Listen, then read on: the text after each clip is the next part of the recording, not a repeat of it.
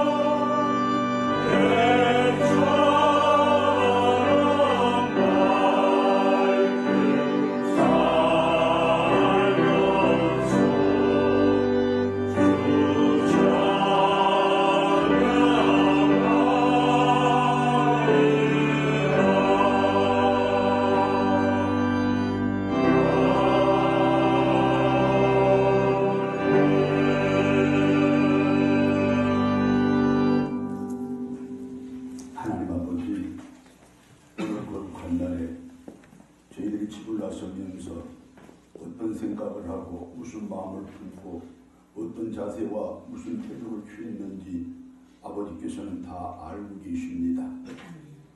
하나님 아버지, 저희들이 교회로 오는 그 길을 아버지께서 친히 동행해 주셨습니다.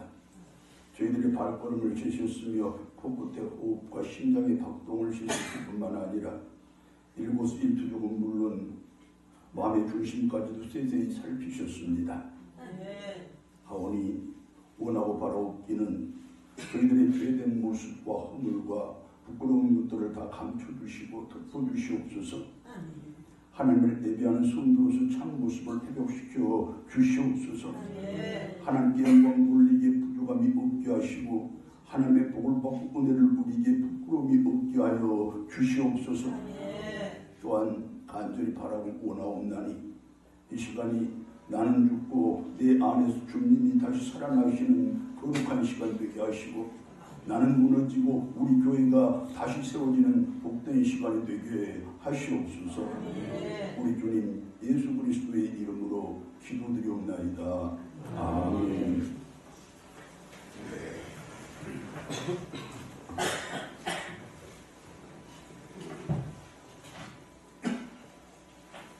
사도신경으로 신앙 고백드립니다.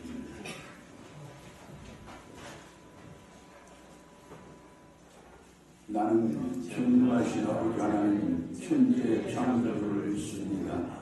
나는 그의 유일하신 아들 우리 주 예수 그리스도를 믿습니다. 그는 성령으로 인도되어 동정녀 마리아에게서 나시고 본디오 빌라도에게 고난을 받아 십자가에 못 박혀 죽으시고 장사된 24일 만에 죽은 자 가운데서 다시 살아나셨으며 하늘에 오르시어 전능하신 아버지 하나님 우편에 앉아 계시다가 거기로부터 살아있는 자와 죽은 자를 심판하러 오십니다. 나는 성령을 믿으며 거룩한 구원교회와 성도의 교제와 죄를 용서받는 것과 몸의 부활과 영생을 믿습니다. 아멘. 교동은 17번입니다.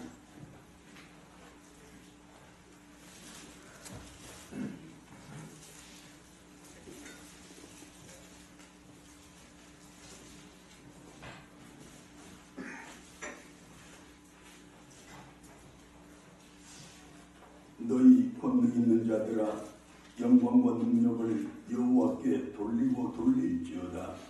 여호와께 그의 이름에 하나님 영광을 돌리며 여호와께 예배하리이다. 여호와의 소리가 물 위에 있도다. 영광의 하나님이 물의 소리를 내시니 여호와는 많은 물 위에 계시도다. 여호와의 소리가 힘이 있으며 여호와의 소리가 힘이 없다. 여호와의 소리가 백향목을 꺾으시며 여호와께서 레바논 백향목을 꺾어 두시도다. 그 나무를 송아지같이 있게 하시며 레바논과 시내로 여호와의 소리가 화염을 가르시도다. 여호와의 소리가 바위를 진동하시며 여호와께서 다윗의 방향을 진동시키시도다. 여호와의 소리가 암사슴을 낙태하게 하시고 상림을 말 같게 벗기시니 그의 성전에서 그의 모든 것들이 나를 영광이라 하도다. 여호와께서 홍수 때에 좌정하셨으며 여호와께서 영원하도록 왕으로 좌정하시도다. 여호와께서 자기 백성에게 보내시며 여호와께서 자기 백성에게 영광의 복을 주시리로다. 아멘. 535장 찬송입니다.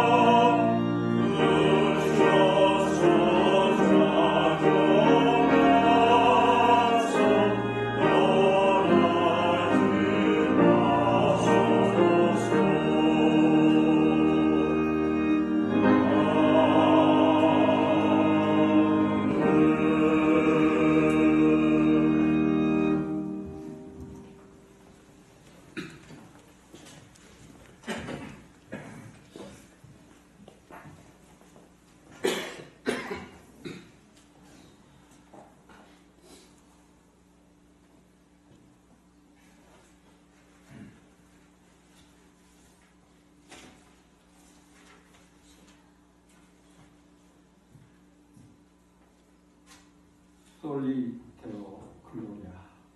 오직 하나님께 영광만.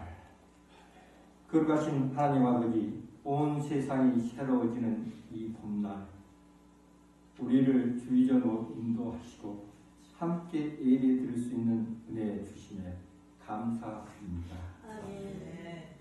우리는 창조 주님 앞에 머리 숙여 경배하며 이 시간 온전히 하나님만 바라봅니다.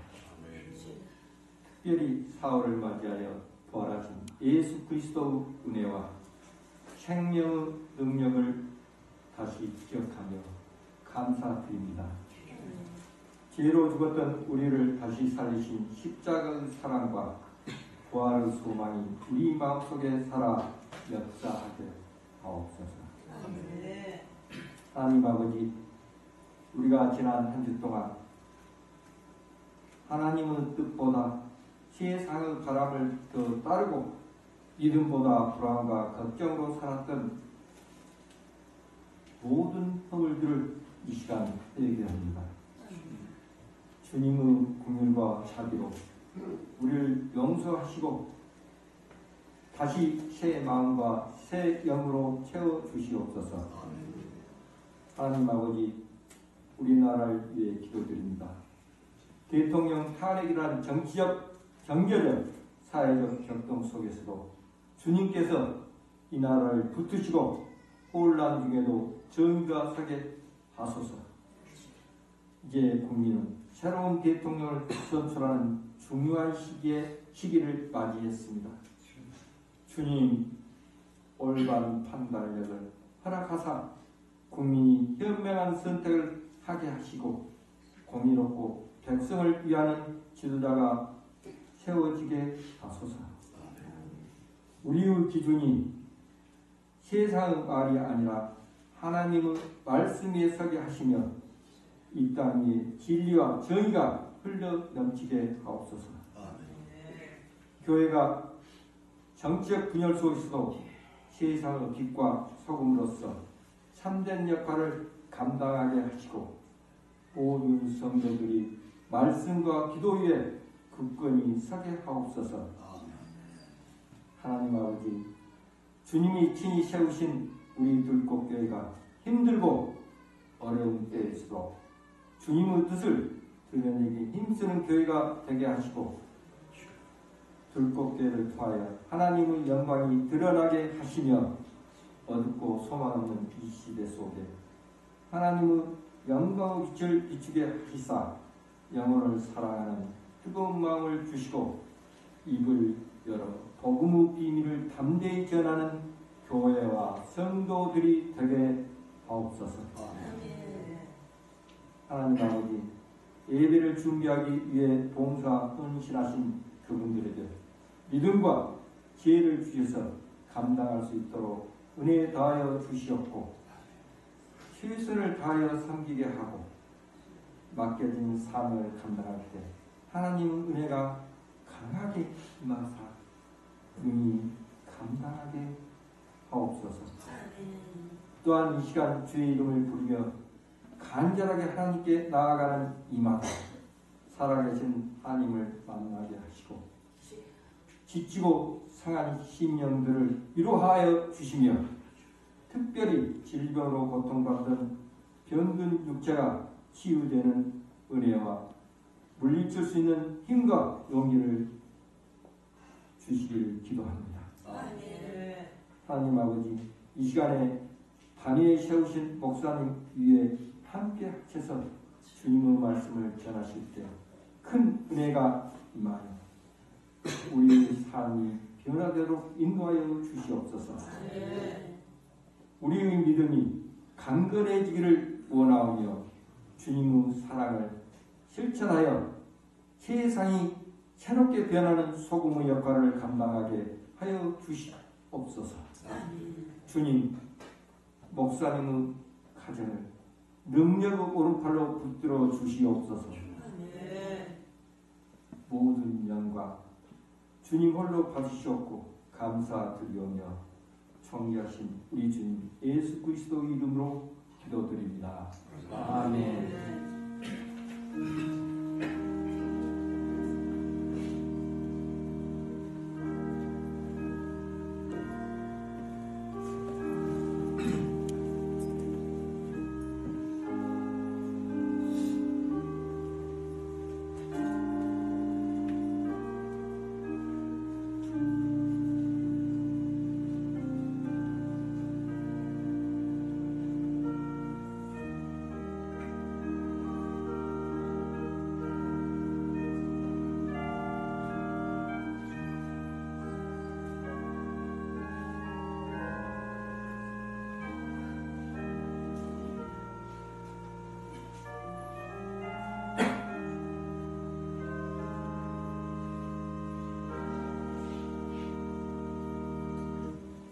하나님의 말씀 누가복음 13장 22절로 30절의 말씀입니다.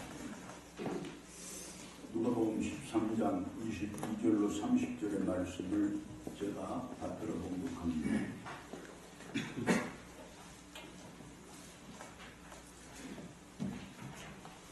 예수께서 각 성, 각 마을로 다니사 가르치시며 예루살렘으로 여행하시더니 어떤 사람이 여짜오되 주여 구원을 받는 자가 줄거니이까 그들에게 이르시되 좁은 문으로 들어가기를 힘쓰라.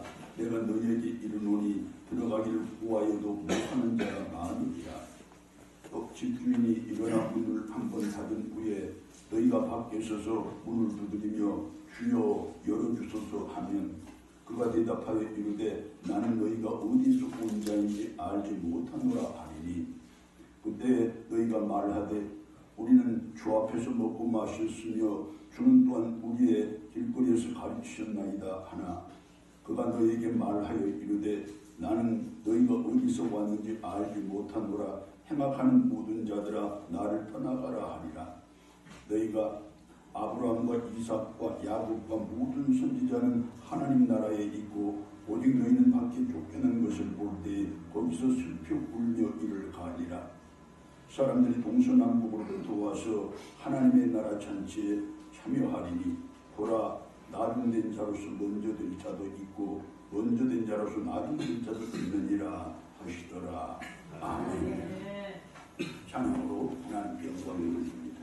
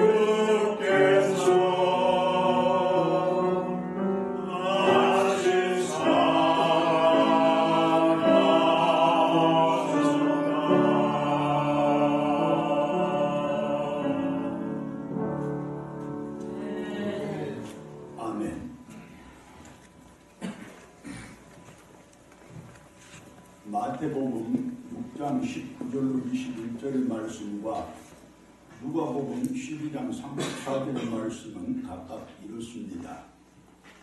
너희를 위하여 보물을 땅에 쌓아두지 말라. 오직 너희를 위하여 보물을 하늘에 쌓아두라. 내 보물이 있는 그곳에는 내 마음도 있느니라. 너희 보물이 있는 그곳에는 너희 마음도 있느니라. 간단히 추리하게 보면 우리 사람의 생각이 향하고 머무는 곳은, 다시 말하면 마음의 자리는 우리가 흔히 생각하는 대로 고향이나 어머니 또는 추억이나 친구들처럼 관념적이며 상징적인 그런 곳이 아니라 아주 현실적이고 실존적인 자리인데 어디냐? 나의 재물이 있는 곳이라는 뜻입니다. 지난주에 저 부활절 말씀을 통해서 부활의 삶은 위의 것을 생각하고 땅의 것을 생각하지 않는 것이라고 분명하게 깨달았거니와, 또한 그 부활의 삶을 철저하게 실천하는 것이 올바른 신앙생활이고 선거의 의무라는 것도 확실하게 깨닫고 인식한 우리들입니다. 결국 지금 제시한 이 두 구절의 말씀 역시 부활의 삶을 철저하게 강조하는 말씀인 바 그런 뜻에서 제시된 말씀을 조금 더 자세하게 풀어보겠습니다.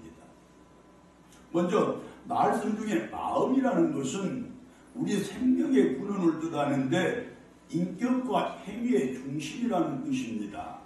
무슨 말이냐? 어떤 사람의 생각과 마음과 영혼은 물론이고 그 사람의 말과 행동을 포함한 삶의 전부, 즉 그 사람의 전 인격이라는 의미입니다. 마음이.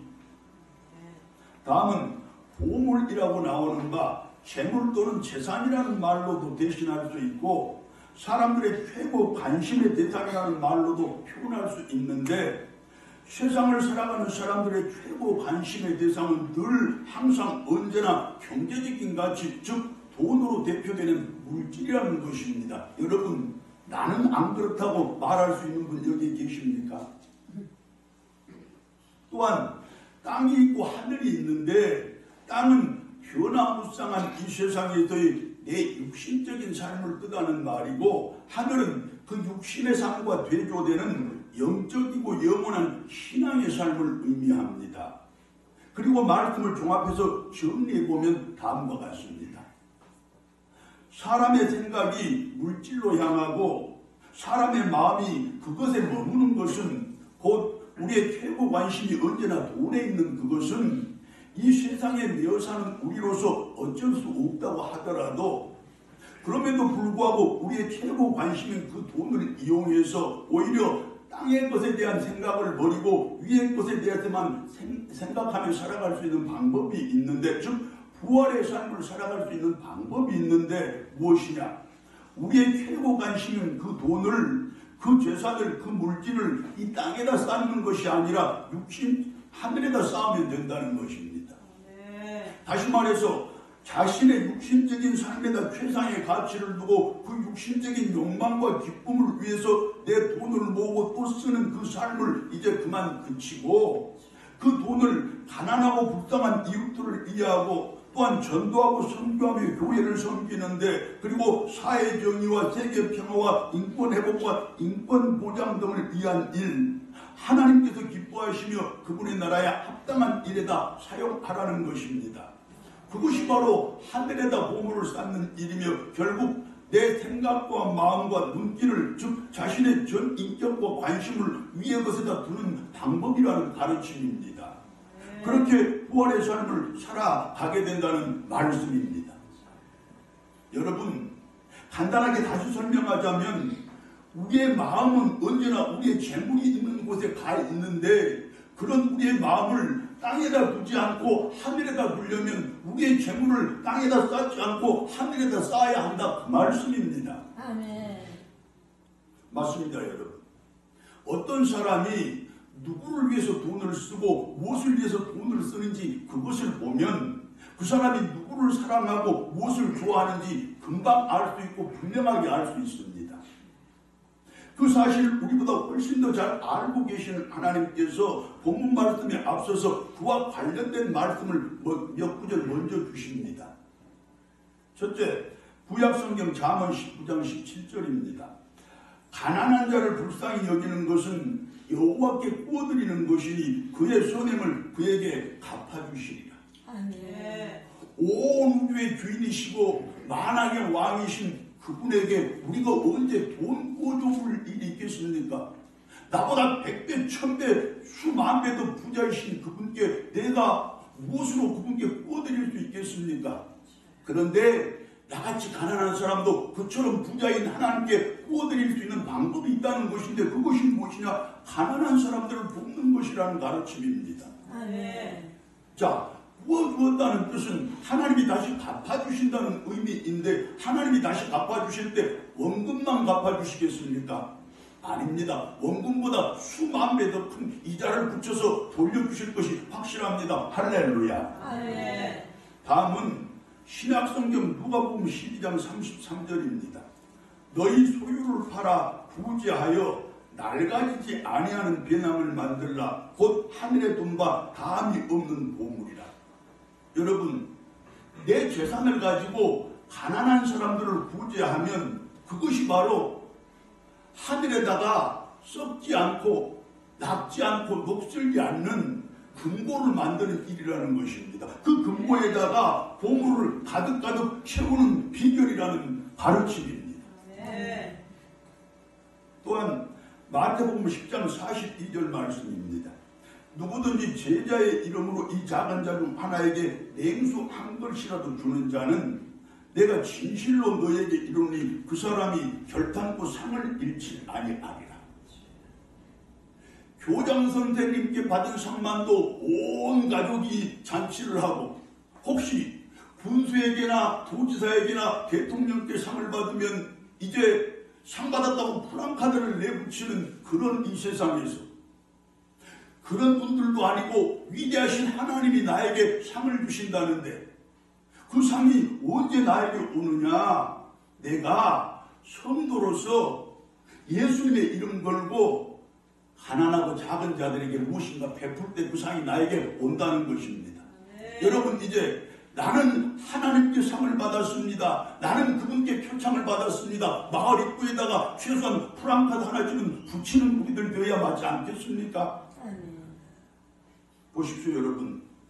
말들이 한자 한자 꾹꾹 눌러 짚어서 교훈을 하듯이 내가 땀 흘리고 눈물 뿌려 힘써서 번 내 돈이 있지만 못 먹고 안 입고 그렇게 애써서 모은 내 재물이요 내 재산이지만 그러나 그것들을 나만을 위해서 쓰는 사람은 내 육신의 욕망과 기쁨을 위해서 쓰는 사람은 땅만 보고 살아가는 사람, 즉 땅에다 보물을 쌓는 사람들입니다. 하지만 그것들을 가지고 가난한 사람들을 위해서 쓰고 불쌍한 사람들을 위해서 쓰고 낮은 곳에서 작게 살아가는 사람들을 위해서 쓰는 사람은 즉 선행하고 구제를 위해서 쓰는 사람은 그 자체로 복음과 교회를 이해하고 전도와 선교를 이해하는 사람 즉 하나님의 영광과 기쁨을 드리는 사람으로서 위의 것만을 생각하는 사람 곧 보물을 하늘에다 쌓는 사람이 되는 것입니다. 하나님께 상 받을 사람이 된다는 말씀입니다. 아멘. 우리가 잘 아는 이야기 다시 한번 상기해 봅시다. 어떤 부부가 한날 한시에 똑같이 이 세상에서 이 기한을 다 채우고서 이제 천국까지 함께 동행을 하게 되었습니다. 천국행 열차에 나란히 앉아서 참으로 기쁜 마음으로 그곳을 향하여 출발했습니다. 천국에 가면 세상에서 못다 해본 일들 마음껏 다 해보아야지. 누리고 싶었던 것들 전부 다 누려야지. 똑같은 마음으로 그렇게 상념해져서 행복을 꿈꾸고 있는데 웬일인지 열차가 덜커덩 하더니 이제 세워서 몇 사람의 명단을 부릅니다. 그리고 그 사람들은 여기에서 내려야 한다고 명령을 합니다. 그런데 무슨 일입니까? 그 명단 속에 남편의 이름이 들어있는 것입니다. 두 사람이 화들짝 놀라서 자초지종을 물었더니 그 대답이 돌아오기를 이 역은 천국을 가려면 반드시 들러서 가야 하는 정차역인데 남편의 세상에서의 삶을 통해 하늘에다 저축해둔 돈으로 여기까지 표밖에 살 수 없었습니다. 그러니 남편은 할 수 없이 여기서 내려야 한다는 것입니다. 두 사람이 천국에 같이 갈 수 있게 해달라고 애걸복걸 울며 사정도 해보았지만 돌아오는 대답은 역시 싸늘했습니다.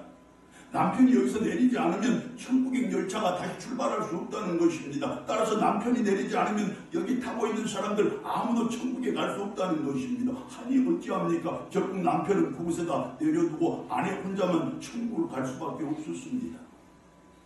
드디어 그 아내 혼자서 천국에 도착했습니다. 그리고 천사들이 나와서 각자에게 배당된 집으로 안내를 합니다. 우리와 함께 처음 본 집들은 정차에게다 아까 두고 온 남편에 대한 생각마저 잃어버리게 할 정도로 그야말로 입이 쩍 벌어질 정도로 훌륭하고 의리한 저택들이었습니다. 그런데 아뿔싸 거기에는 자기 집이 없습니다. 그렇게 순서에 따라서 조금씩 더 작고 초라한 집들로 안내되었는데 그 아내에게는 마지막 남은 가장 작고 초라한 집이 배당된 것입니다. 그 아내가 천사들에게 호소도 하고 항변도 했습니다. 아니 내가 세상에서 살 때도 100평이 넘는 큰 집에서 살았었는데 그때도 누릴 만큼 누리고 살았었는데 거기서도 아무런 부족함이 없이 살았었는데 이제 천국에까지 와서 이런 대접을 받아야 한다는 말입니까? 나는 천국을 포기하는 판이 있더라도 이처럼 작고 보잘것없는 집에서는 절대로 살 수가 없습니다. 그때 천사장이 와서 조용하게 이렇게 대답을 해줍니다. 그래요? 정말로 이곳을 포기하겠습니까? 그렇다면 내보내주기는 하겠습니다만 그러나 이곳을 나가면 갈 데라고는 지옥밖에 없다는 그 사실은 알고 계시겠지요. 그리고 당신이 세상에서 천국 은행에다 송금해서 저축한 그 돈으로 장만할 수 있는 집은 이 집밖에 없었습니다. 세상에서 자신을 위해 조금만 덜 쓰지 그랬습니까? 왜 조금 더 많이 나누고 많이 베풀지 못했습니까? 여러분 내 이야기가 우리 이야기 같지 않아요? 성도 여러분, 이제 우리는 분명하게 깨닫고 확실하게 인식해야 합니다. 그 천국의 문은 모두에게 열려있지만 그러나 아무나 들어갈 수 있는 곳은 아니라는 사실입니다. 이 땅에서 내 생명이 있는 그동안에 즉 자기에게 기회가 주어졌을 때 내 삶과 신앙생활을 통하여 열심히 예비한 사람들만 들어갈 수 있는 곳이 천국이라는 사실입니다. 또한 내 아내의 신앙과 내 남편의 믿음에 편성해서 들어갈 수 있는 것도 아닙니다. 오직 내 믿음으로만 들어갈 수 있는 곳이 바로 그곳입니다. 그리고 그곳에서 받을 상급 또한 모두가 같지 않습니다. 누가 더 하나님의 뜻에 온전히 순종하고 누가 더 천국에 합당한 삶을 살았느냐에 따라서 그 상급의 크기도 그처럼 달라집니다. 결국 믿음에도 큰 믿음과 작은 믿음이 따로 있다는 것이고 상 받을 믿음과 그렇지 못한 믿음이 따로 있다는 말씀입니다. 이제 내 보물을 즉 내 재물과 재산을 땅에다 쌓지 말고 하늘에다 쌓는 우리가 됩시다. 내가 뭔 내 재물이라고 내가 뭔 내 재산이라고 내 육신을 위해서만 쓰지 말자는 말씀입니다. 하나님이 기뻐하시는 일과 하나님께 영광 돌리는 일에도 사용하자는 말씀입니다. 그렇게 내 생각과 마음과 영혼을 포함한 내 전 인격은 물론 내 인생과 삶의 전부를 하나님께 집중하자는 뜻입니다. 떳떳하게 영생 취하고 당당하게 천국 들어가는 우리들 될 준비를 바로 지금 여기서부터 하자는 그 말씀입니다. 거기서 받을 상급도 크고 놀라운 것으로 미리 대비하자는 말씀이고 그런데 여러분 내 생명이 이 땅에서 살아있는 오직 지금이 바로 그 기회입니다. 할렐루야. 또 요한복음 4장 35절의 말씀을 통하여 예수님은 오늘을 살아가는 우리에게 힘이 안타까운 심정으로 이렇게 말씀을 하십니다. 내가 너희에게 이르노니 눈을 들어 밭을 보라. 휘어져 추수하게 되었도다. 믿음의 눈으로 그 마음으로 이 세상을 한번 바라보라는 것입니다. 그리고 징조를 통하여 지금 이때야말로 말세의 됨을 분명하게 알아두라는 것입니다. 아니 알아야 한다는 것입니다.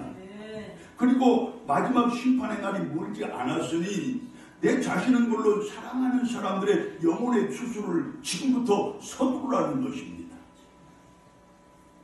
맞습니다. 눈을 들어 세상을 바라보건대 지금 세계의 도처에서 피비린내 나는 전쟁이 진행 중입니다. 다 아는 사실입니다. 나라가 나라를 침략하고 민족이 민족을 사륙하고 그리고 같은 나라 같은 민족끼리도 서로의 가슴에 서슴없이 총질도 해댑니다. 그처럼 말대가 환하게 보이는 작품의 세계 정세라는 뜻입니다. 자연환경은 또 어떻습니까? 지진이다 해일이다. 거기다 거대한 태풍과 폭탄 같은 홍수와 어마어마한 대형 산불까지 이제껏 한 번도 경험해보지 못한 무서운 천재지변들이 끊임없이 빈발하고 있지를 않습니까? 그뿐입니까? 우리 인간에게 내린 신의 마지막 저주라고 했던 에이즈와 코로나마저도 이제는 지구촌의 흔한 질병이 되어버렸고, 하늘이 세상에 들려주는 마지막 경고라고 했던 알코올 중독과 마약 중독조차도 이제는 그 경고의 의미도 상실한 채 감기 같은 일상적인 질병이 되고 말았습니다. 또한 그 증세와 치료법은 물론 이름조차 알지 못하는 수많은 불치병들이 우리 인간을 괴롭힙니다. 전부가 이 시대야말로 말대의 땜을 분명하게 보여주는 징조요 증거가 아니면 무엇이겠습니까, 여러분? 눈을 돌려 우리 사회를 바라보아도 역시 그 말대의 징조가 뚜렷합니다. 계엄과 탄핵과 파멸이라는 그 퇴행의 몇 달을 보내면서 온갖 불의와 부패가 더욱 기승을 부리고 판을 칩니다. 거짓과 비난이 난무를 합니다. 음모와 계교가 넘쳐납니다. 중요한 것은 입술의 거칠기와 혀의 저급함은 이미 인간의 한계를 넘어섰습니다. 그렇게 언어의 오염은 말을 흉기로 바꾸고 말았습니다. 자살률도 그렇고 노인 빈곤율도 마찬가지로 더 이상 비교할 사이가 없을 만큼 높고 또 급증하는 것이 작품의 우리 사회 아닙니까? 내 자신을 해치는 것도 타인들을 해치고 망하게 하는 일도 전혀 문제의식이 없이 행하는 우리 사회가 되어버렸다는 그 말씀입니다. 무엇보다도 천국의 모형이 되어야 할 우리 가정에서마저도 우리라는 그 공동체는 사라져버리고 나라는 그 개인만 남아있습니다. 그 결과 인간으로서 차마 해서는 안 될 폐륜적인 범죄들이 이제는 다반사가 되어버렸습니다. 엊그제 자기 자식이 보는 앞에서 자기 아내를 때려 죽였던 그 미국 변호사 30년형을 받았다는 사실 여러분들 매스컴을 통해서 보셨잖아요. 그게 그 가정만의 일입니까? 거기에다 이단의 폐해와 사이비들의 발호까지 보십시오. 여러분, 세계 정세도 그렇고 우리 사회 현상도 마찬가지로 그 징조를 보건대 지금은 분명히 말대의 때입니다. 우리 주님께서 세상에 다시 오실 날이 멀지 않았다는 말씀이고 하나님의 심판대 앞에 서서 우리의 삶과 신앙을 심판받을 그날이 우리에게 가까이 다가왔다는 그 말씀입니다. 결국 최후의 심판을 오늘 이 시간에서부터 잘 준비하는 우리들이 되어야 한다는 그 가르침 아닙니까? 이제 우리 마지막 그날까지 최선을 다해 전도하는 성도들이 되어서 최소한 내가 사랑하는 사람과 나를 사랑하는 사람 중에는 구원의 대열에서 탈락하는 사람이 아무도 없도록 미리미리 힘쓰고 애써야 할 것입니다. 나의 천국을 우리의 천국으로 그 범위를 넓히는 우리들이 되어야 한다는 말씀입니다. 그렇게 나에게 지금 생명이라는 이 기회가 주어졌을 때 미리 천국을 준비하는 성도 여러분들이 되어야 한다는 우리 주님의 음성입니다. 할렐루야. 이제 드디어 오늘의 말씀에 이릅니다.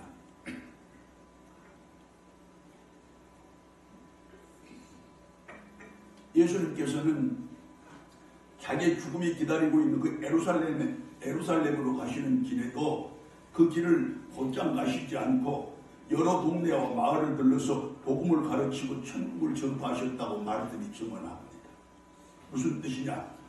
복음 전파하는 그 일과 사람의 영혼을 구원시키는 그 역사는 한순간도 쉬거나 중단되어서는 안 된다는 사실을 오늘 우리들을 비롯한 당신의 제자들 모두에게 이처럼 온몸으로 가르쳐주고 계십니다. 본문 22절 말씀입니다.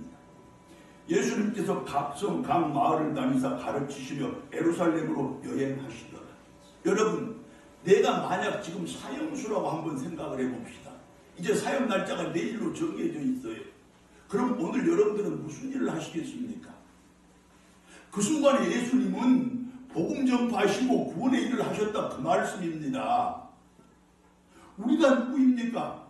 예수님의 제자들 아닙니까? 그분이 하신 일을 그대로 따라해야 하고 그분이 가시는 길을 그대로 따라가야 할 그분의 제자들이라는 말씀입니다. 그러니 우리도 비록 내 사역이 몇 시간 남지 않았을지라도 나머지 주어진 그 시간을 기회로 삼아 복음 전파하고 구원의 일에 실력을 해야 된다. 그 가르침입니다.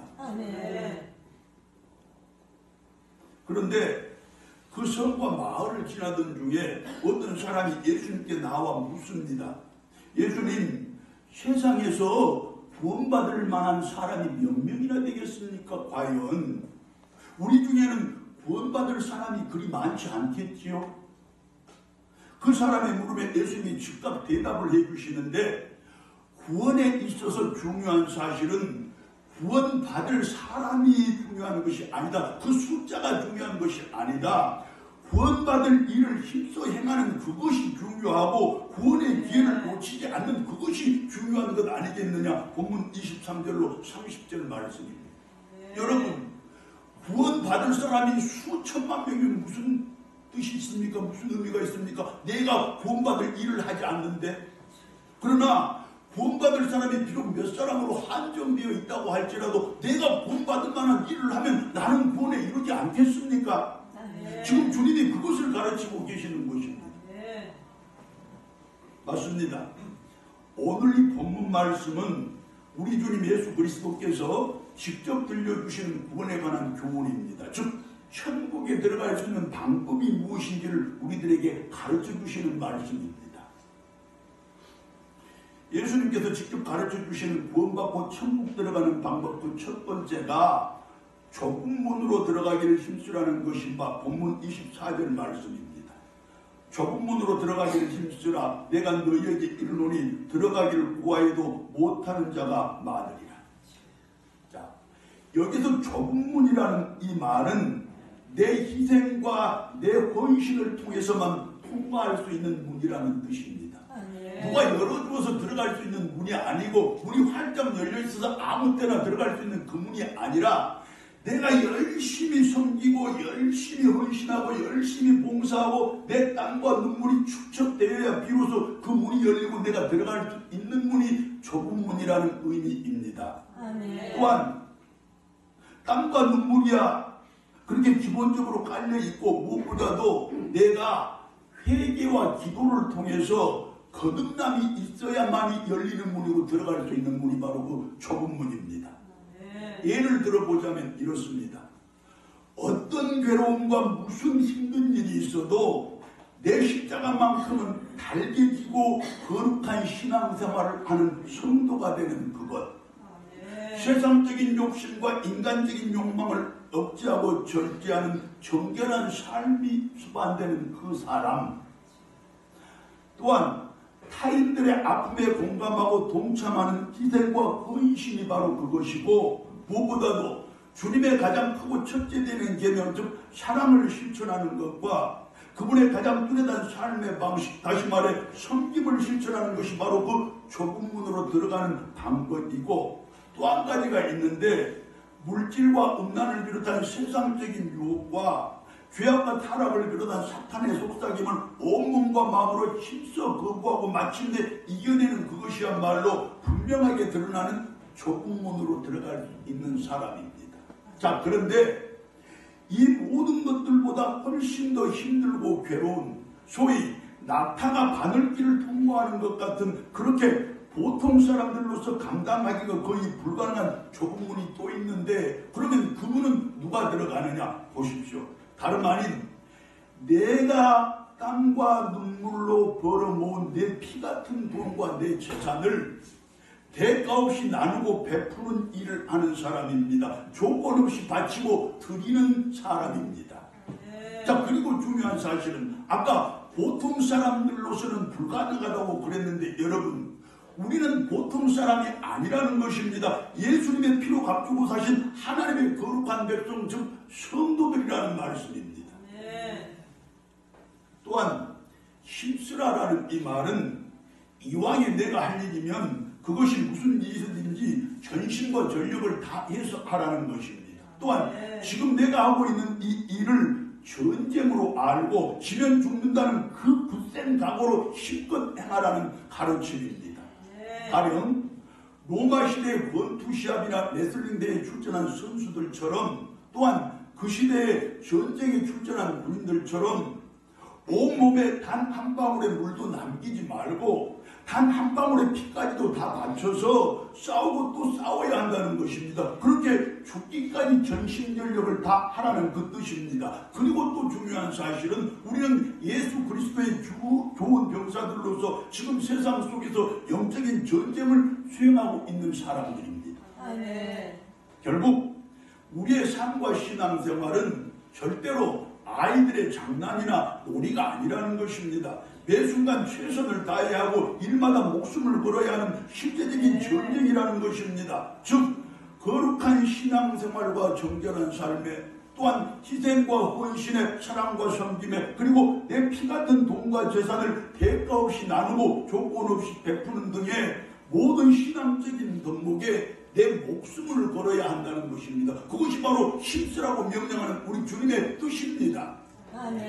그렇게 내 자신과 싸울 때는 물론이고 세상과 싸울 때도 그렇고 사탄과 싸울 때도 마찬가지로 전신과 전력을 다해서 싸우되 한 방울의 땀과 눈물까지도 다 짜내어서 싸우는, 필요하다면 내 자신의 마지막 피 한 가발까지도 하나님께 아낌없이 망설이거나 주저함 없이 바칠 수 있는 그런 성도들이 되라는 것입니다. 그것이 바로 좁은 문으로 들어가기를 힘쓰는 사람들의 모습이고, 그리할 때 비로소 내가 내 사랑하는 이들이 구원을 받고 나와 더불어 그들이 손잡고 천국에 들어갈 수 있게 된다는 말씀입니다. 할렐루야. 아멘. 여러분, 우리 모두의 한결같은 소망이 무엇입니까? 가장 간절한 소원이 있다면 그것은 어떤 것입니까? 내 가정에서 그리고 우리 교회에서 내 직장을 비롯한 또 다른 모든 삶의 자리에서 하나님의 나라 즉 천국이 이루어지는 바로 그것 아닙니까? 또한 그 천국에서 내 가족과 자녀들이 내가 사랑하고 나를 사랑하는 사람들이 모두 마음껏 행복을 누리며 살아가는 바로 그 일일 것입니다. 아닌 분 계세요? 자, 그렇다면 이제 수고한 대로 먹는 그 복만 누리겠다고 당당하게 선포하시고 실행하시는 아버지들 되시기 바랍니다. 오직